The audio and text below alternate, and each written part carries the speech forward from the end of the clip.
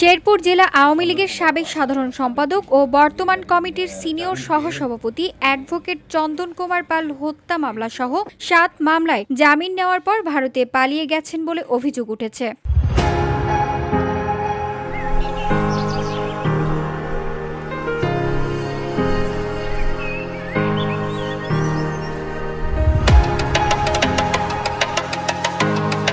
শেরপুর জেলা কারাগার থেকে জামিনে মুক্তি পান তিনি। এর কিছুক্ষণের মধ্যেই গোপনে সীমান্ত পেরিয়ে ভারতে চলে যান বলে সামাজিক যোগাযোগ মাধ্যমে খবর ছড়িয়ে পড়লে শেরপুর জুড়ে চাঞ্চল্যের সৃষ্টি হয়। এই ঘটনায় জামায়াতের নেতারা ক্ষোভ প্রকাশ করেন।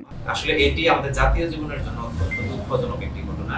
বিশেষ করে আমি বলবো যে আমাদের দেশের যে বর্তমান সরকার, তাদের যে প্রশাসনিক নাজুক অবস্থা, এটা তার একটা বহিঃপ্রকাশ।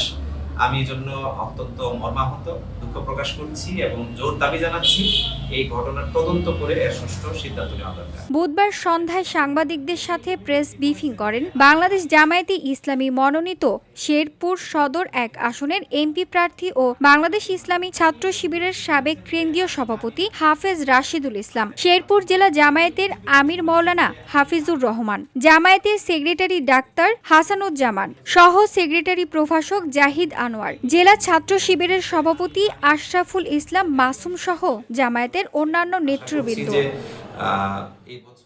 উল্লেখ্য, বৈষম্য বিরোধী আন্দোলনের অন্যতম মাস্টার মাইন্ড চন্দন পালকে গত ৯ সেপ্টেম্বর উচ্চ আদালতের আদেশে মুক্তি দেওয়া হলেও বিশেষ ক্ষমতার আইনে মামলায় তাকে আবারও গ্রেফতার করা হয়। পরে ২৮ সেপ্টেম্বর জেলা জজ আদালতে সেই মামলায় জামিন হলে সোমবার সকালে তিনি কারাগার থেকে মুক্ত হয়ে ভারতে পালিয়ে যান।